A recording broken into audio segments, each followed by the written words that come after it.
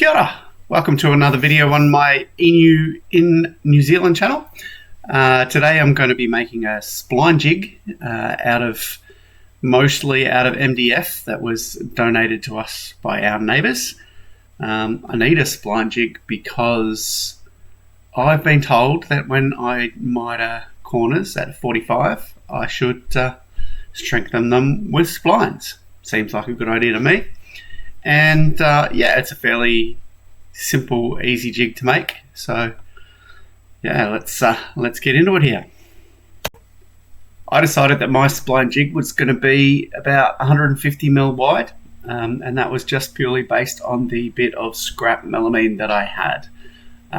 It's not really terribly important. A spline jig basically puts a 90-degree angle at a 45-degree angle to the base of your table saw and lets you run up against the fence in a controlled kind of manner, so you can cut into the points of a mitre joint, and that's it. It's pretty simple.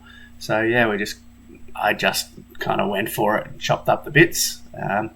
Yeah, so easy done. If you're not the kind of person that just likes to wing it like I do, I've linked some good resources below, some detailed kind of how-to videos with plans. So yeah, have a look at the description and head on over there if that's what you're into. Yeah, I'm just gonna wing it.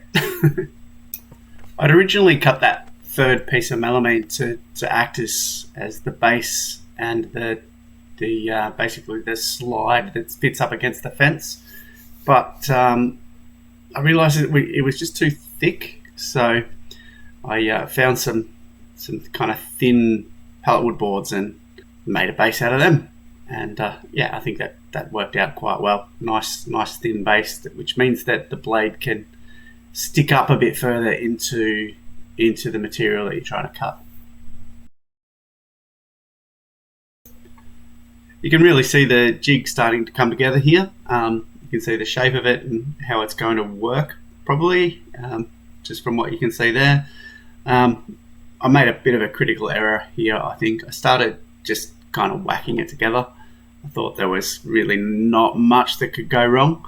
But as you'll see towards the end, a bit did go wrong. Yeah, I think I forgot that the end of my workbench kind of overhangs and it slopes down. It's not actually flat at the end there where I was working, and yeah, that's caused me some problems, which are pretty obvious on the screen there. I gave it a thumbs up at the end, but as I was walking away, I noticed that it's probably more of a thumbs down. Can you spot the problem there? I don't mean the bit in that sped up video where I put the plate on upside down. I mean the gap.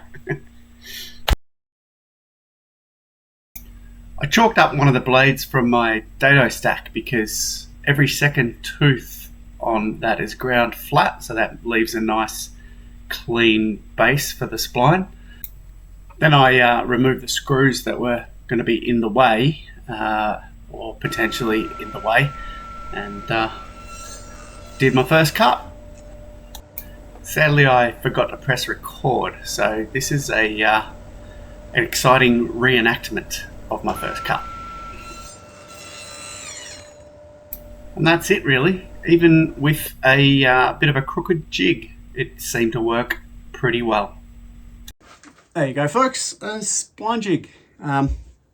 Yeah, like a lot of things that I do at this early stage in my woodworking journey, it's not perfect.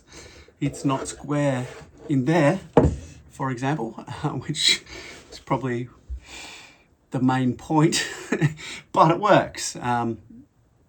You would have just seen the dramatic reenactment of the cuts on this, and you can see that seems to have worked perfectly fine.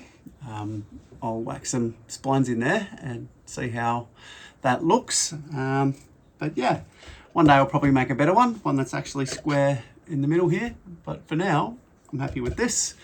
Yeah, happy with that, but I should probably test it. I should probably actually make some splines and glue them into the piece. So yeah, let's do that.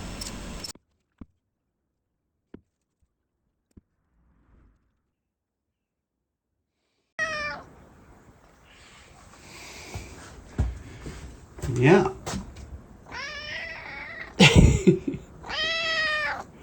We're all splined up, and Podrick likes it. Well, Podrick likes a pash. There you go, folks. Nice quick one for my first video back after holidays. I promise next week I'm going to produce a actual thing. I'm going to make a project and put a video up on an actual thing rather than a jig. But sometimes you need a jig to make the project, and I might as well put that up. All right. Thanks for watching. If you've made it this far, thanks a lot. Consider a like, subscribe, all that stuff. And I'll catch you next Thursday. Cheers.